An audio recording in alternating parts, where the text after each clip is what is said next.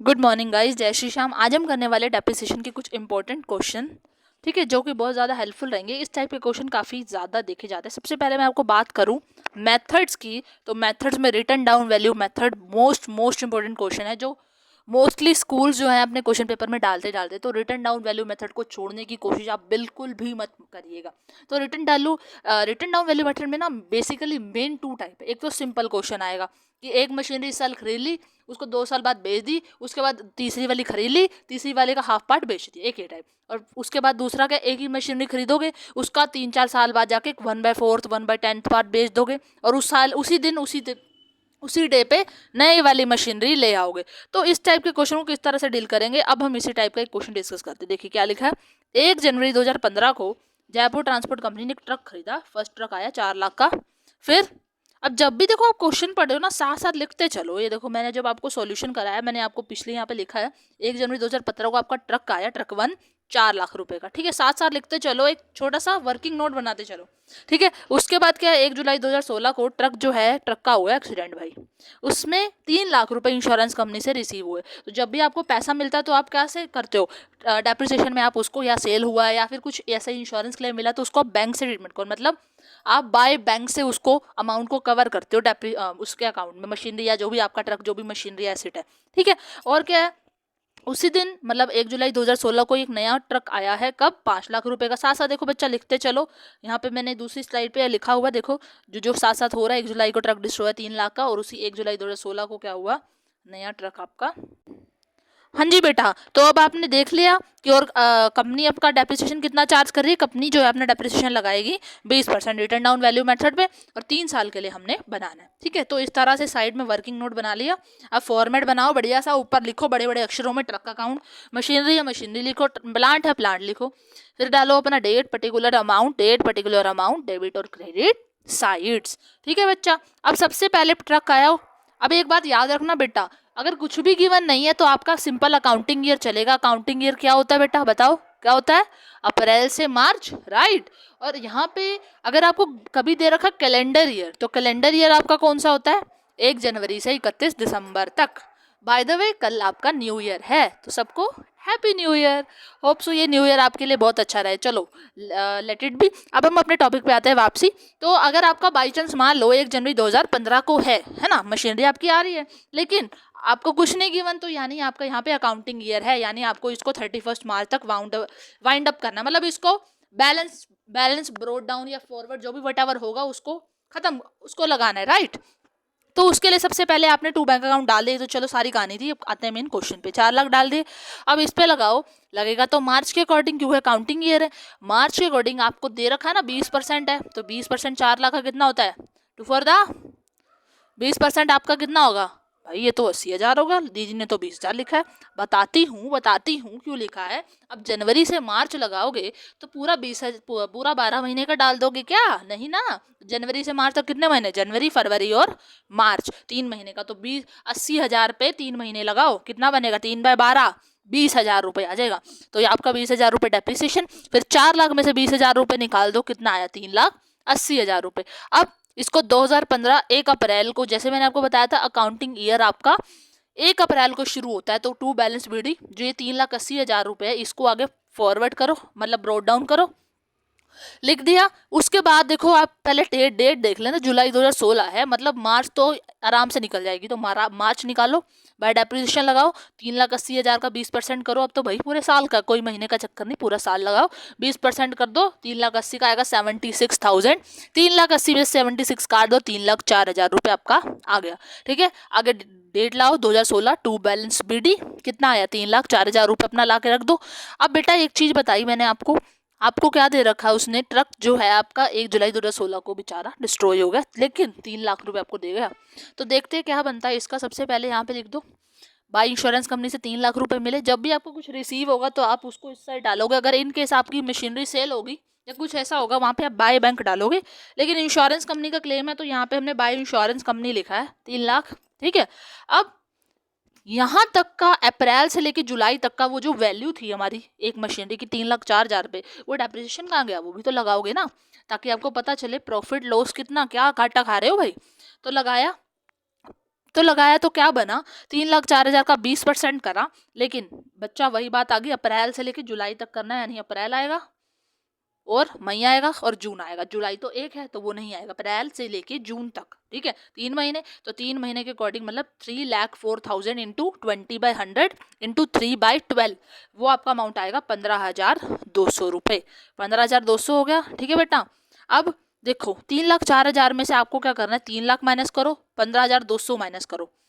Means मतलब आप ये देखो 3,04,000 में से 15,200 माइनस करोगे तो आपका क्या आएगा, आपका अमाउंट आएगा जो कि 11,200 रुपये होगा बड़ा, किससे, 3 लाख से। मतलब आपको जो है प्रॉफिट हो रहा है, आपको वैल्यू 3 लाख से कम मिलती, और वो प्रॉफिट आप कहाँ दिखाओगे, वो प्रॉफिट आप इस साइड डेबिट साइड दिखाओगे, टू स्टेटमेंट ऑफ प्रॉफिट में। ये देखो आपको करके भी दिखाया है, 3 लाख में आप जब 15,200 को प्लस करोगे और उसमें से 3,04,000 मतलब टोटल पैसा इतना है, मतलब 3 लाख और 15,200, ये दोनों चीजें हैं। और आपका बैलेंस कितना था, 3,04,000, तो रिमेनिंग क्या रह गया, प्रॉफिट, तो वो आगे 11,200, उसको शो कर दो, बस इसकी कहानी खत्म। अब इसको आगे नहीं लेकर जाना क्योंकि इसकी कहानी होगी खत्म। अब ट्रक 2 आया बेटा, जब भी ये ऐसे आते हैं बीच बीच में नए मशीनरी नए ट्रक आएंगे तो उसको जरूर लिखना जरूरी, बहुत जरूरी है।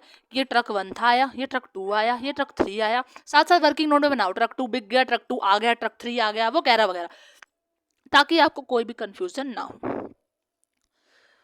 तो अब आप ट्रक 2 को करो, 1 जुलाई में 2 बैंक अकाउंट लिखो, 5 लाख का आया, ठीक है।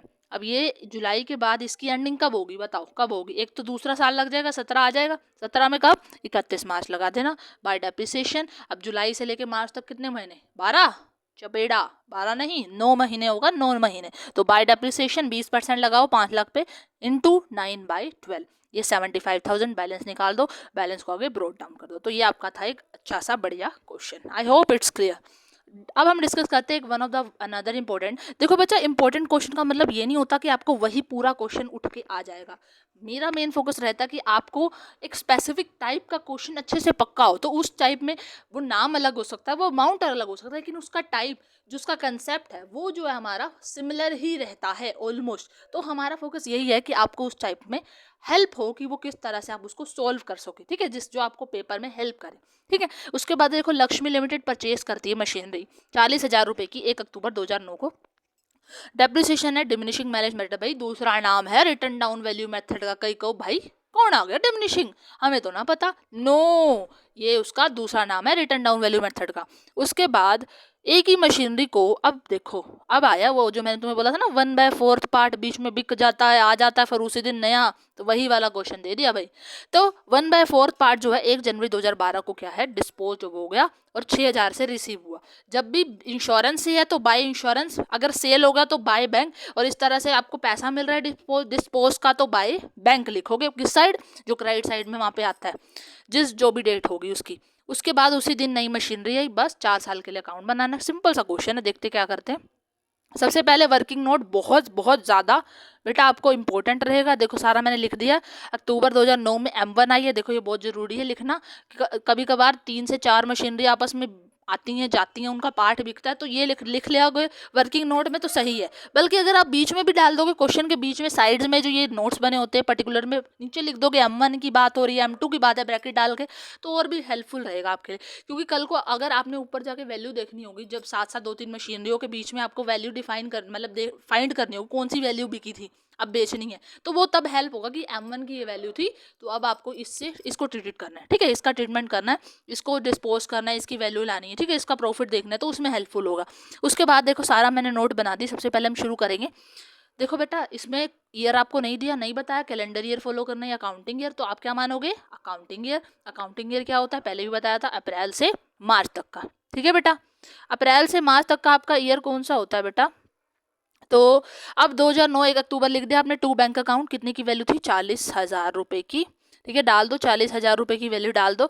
उसके ऊपर डेप्रिसिएशन अभी बताया था 10% है, डेप्रिसिएशन लगा दो। लेकिन बेटा अक्टूबर से मार्च तक पूरे 12 महीने का नहीं लगा सकते, तो ये कितने महीने का काउंट करो, अक्टूबर नवंबर दिसंबर जनवरी फरवरी और मार्च, तो ये 6 महीने का। तो 6/12 करना, 40,000 का 10% 4,000 और 4,000 का 6 महीने के अकॉर्डिंग 2,000 आएगा। तो रिमेनिंग बैलेंस 38,000 उधर डाल दो। फिर 2010 को पोस्टिंग होगी इसकी 1 अप्रैल की, डाल दो बैलेंस BD, ये जो 38,000 बैलेंस रिमेनिंग रह गया था, ठीक है। उसके बाद बाय डेप्रिसिएशन लगाओ, ठीक है, 3800 लगाओ, बैलेंस बीडी वही 10%, 38,000 का 3800 बैलेंस आ गया, इसको ब्रॉड फॉरवर्ड कर दो 34,200 को। अब देखो भाई जनवरी 2012, ये इसी ईयर से कनेक्टेड है। मैं तो कहूँगी बेटा आप वर्किंग नोट में साथ साथ ये भी लिखते रहना, जैसे ये 1 जनवरी 2012 है तो आप कंफ्यूज ना हो तो आप इसके साथ ही लिख दो ये 1 जनवरी 2012 कौन से ईयर से मतलब बीच में हमें ट्रीटमेंट करना है इसका, तो कौन से ईयर का ट्रीटमेंट है ये अप्रैल 2011 से 31 मार्च 2012 का ट्रीटमेंट है। मतलब इसके साथ ही ईयर भी डाल के लिख दो ब्रैकेट में, ये 2010 से 2011 से 12 के बीच का ट्रीटमेंट है, जो 2011 आएगी अप्रैल की और 2012 आएगी मार्च की। तो ठीक है, उसमें आपको काफ़ी मदद होगी क्योंकि जनवरी तो बीच में ही आएगा ना मार्च के 12 वाली। तो यहाँ पे आप सबसे पहले डाल के लिख दो, सबसे पहले आपको कितना रिसीव हुआ है बाय बैंक से 6,000 रुपये। ठीक है, तो यहाँ सबसे पहले वही डालो जैसे पिछले क्वेश्चन में इंश्योरेंस क्लेम डाला, तो यहाँ पे बाय बैंक डाल दो, 6,000 डाल दिया। अब डेप्रिसिएशन देखो 34,000 का सबसे पहले कितना पार्ट हुआ है 1/4, इसका ही 1/4 हुआ है ना, तो 1/4 करो कितना आएगा 8550 आएगा। ठीक है बेटा, अब ये तो 8550 वैल्यू है, अब इसके ऊपर कुछ डेप्रिसिएशन का भी तो पार्ट होगा, है ना। पिछले क्वेश्चन में आपको पार्ट नहीं था तो आपने डायरेक्टली उसी वैल्यू को उठा के उसके ऊपर जितने टाइम तक वो रहा, जितने टाइम तक वो डिस्ट्रॉय नहीं हुआ, उतने टाइम तक का सीधा डेप्रिसिएशन निकाला। तो अभी आपको 1/4 पार्ट बोला है, तो उस ये जो पूरा अमाउंट है 34,200, इसमें से रिमेनिंग अमाउंट तो अलग से है ना, वो डिस्ट्रॉय तो नहीं हुआ, तो जो हुआ है उसका पहले पार्ट निकालो, फिर उस पार्ट के ऊपर जितने मंथ्स बने उस मंथ्स के अकॉर्डिंग डेप्रिसिएशन निकालो। ठीक है, तो फिर आप करो 1/4 पार्ट करो 8550 और उसके ऊपर अपना 9 मंथ्स है तो 9 मंथ्स के अकॉर्डिंग 10% डेप्रिसिएशन निकालना, 641 आएगा। ठीक है, अब देखो बच्चा इसमें अब एक बात और ध्यान रखना, 34,200 में से सिर्फ 1/4 पार्ट की बात हुई है। आप प्लीज इसको पूरे पार्ट को ट्रीटेड मत करना प्रॉफिट या लॉस निकालने के लिए।